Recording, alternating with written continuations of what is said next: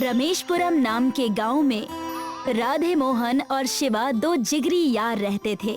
शहर से पढ़ाई करके जब वो रमेशपुरम आए तब उन्होंने देखा कि गांव का गर्मी से बहुत बुरा हाल हो गया है। 300 साल पहले का दिया हुआ श्राप आज भी लोग भुगत रहे थे।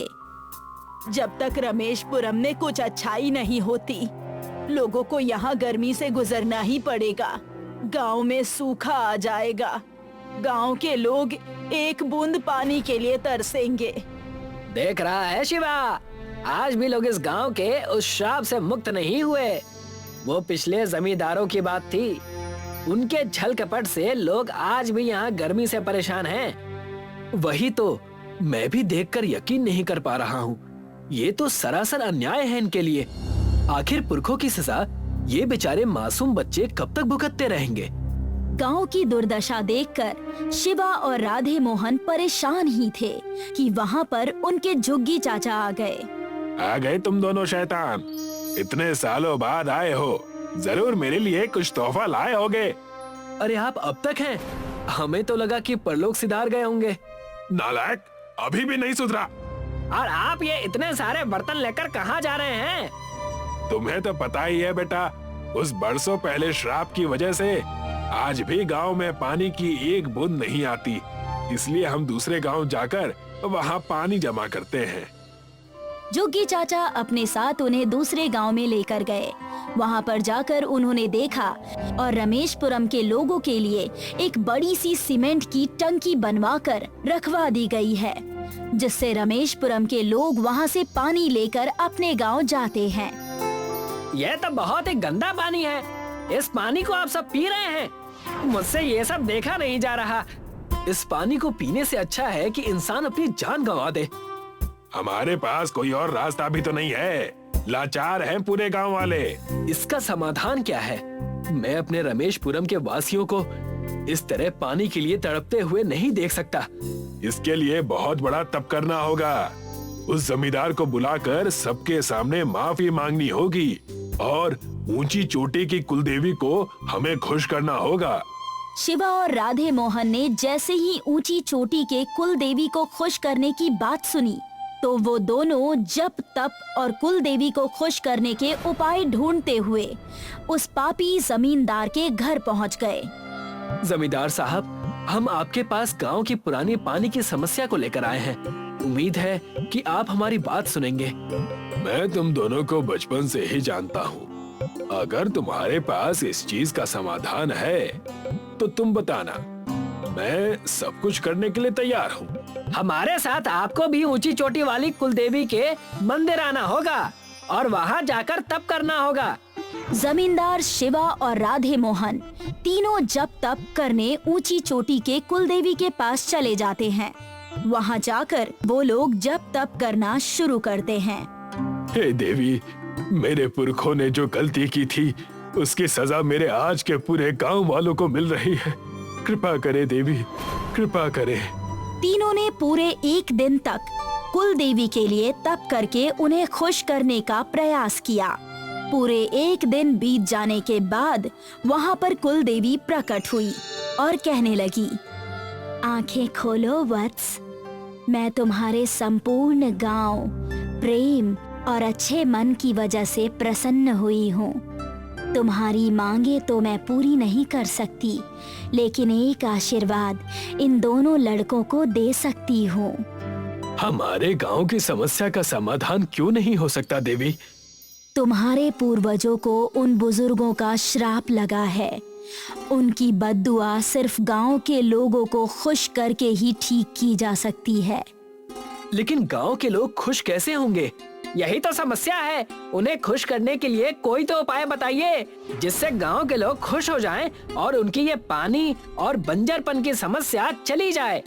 मैं तुम दोनों को एक वरदान देती हूँ।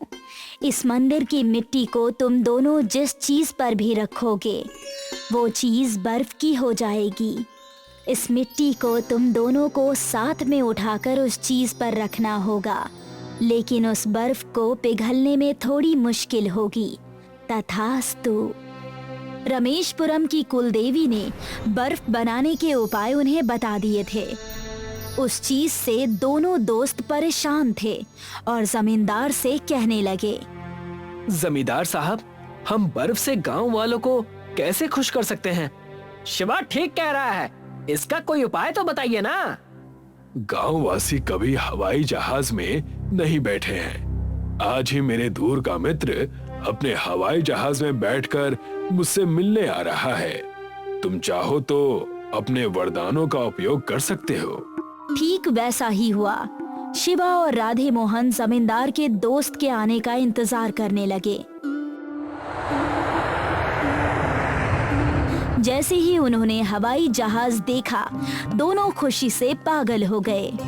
कैसे हो जमींदार साहब? तुम्हारा गांव तो ऊपर से बहुत ही प्यारा दिखता है। अब आप जैसे धनवान हमारे गांव आए हैं, हमारे लिए बड़े सौभाग्य की बात है। जमींदार के दोस्त जब उनसे गप्पे लड़ा रहे थे, तब शिवा और राधे मोहन ने अपना काम कर दिया। वो हवाई जहाज के पास मंदिर की मिट्टी लेकर गए और उन्होंने मिलकर मिट्टी हवाई जहाज पर रखी और वो हवाई जहाज बर्फ की हो गई। मुझे तो यकीन नहीं हो रहा है, ये कैसे संभव है? इतना ठंडा और कोमल कैसे कुछ हो सकता है? इस बर्फ के हवाई जहाज से हम पूरे गांव को घुमाएंगे और उन्हें खुश करेंगे। इससे हमारा गांव खुश हो जाएगा और उस श्राप से मुक्त भी हो जाएगा। जमींदार ने एडवर्ड को सारी बातें बताई। ये इम्पॉसिबल है, ये कैसे हो सकता है? साइंस से बहुत ऊपर की बात है। मेरे एरोप्लेन को तुमने इतना बड़ा बर्फ का एरोप्लेन बना दिया, कमाल कर दिया। क्या हम इसमें गांव वालों को बुलाकर उन्हें सवारी बनाकर घुमा सकते हैं? जमींदार दोस्त के लिए कुछ भी। तुम जाकर सबको बुला कर लाओ। उनके साथ साथ मैं भी बर्फ के हवाई जहाज की सवारी करूंगा। शिवा जाकर गांव वालों को बुलाता है और पूरे गांव वालों को उस बर्फ की हवाई जहाज में बिठा देता है और उन्हें आकाश का चक्कर लगवाता है। इतनी खुश मैं आज तक किसी भी सवारी से नहीं हुई जितनी आज इस बर्फ के हवाई जहाज की सवारी से हुई हूँ। सही कहा तुमने। पूरा गांव अपने दुख भूलकर इस बर्फ के हवाई जहाज का आनंद ले रहा है। पूरा रमेशपुरम गांव उस बर्फ के हवाई जहाज में आनंद लेकर नीचे उतरता है। सारे गांव वाले खुश नजर आ रहे थे। देखते ही देखते रमेशपुरम में 300 साल बाद बारिश होने लगी। अरे ये क्या, हमारे गांव में बारिश! लगता है मेरे पुरखों को जो श्राप लगा था वो चला गया। हमारे गांव में वर्षा होने लगी। हमने कुल देवी के कहे अनुसार गांव वालों को खुशी दी, इसी वजह से श्राप हट गया। ये हुई ना बात। अब हमारे गांव वालों को किसी भी चीज के लिए तड़पना नहीं पड़ेगा, गिड़गिड़ाना भी नहीं पड़ेगा। तुम दोनों की वजह से आज ये चीज मुमकिन हुई है। मैं तुम्हारा एहसान कभी नहीं भूलूंगी। हम गांव वाले हमेशा कर्जदार रहेंगे तुम्हारे। सही कहा दादी ने, ये सब तुम्हारी वजह से हुआ है। पूरा गांव इस बात का जश्न मनाएगा अब। सारे गांव वाले खुशी से झूमने लगे, बारिश का आनंद लेने लगे और बर्फ की हवाई जहाज पहले की जैसी बन गई, जिसे देखकर एडवर्ड भी बड़ा खुश हुआ।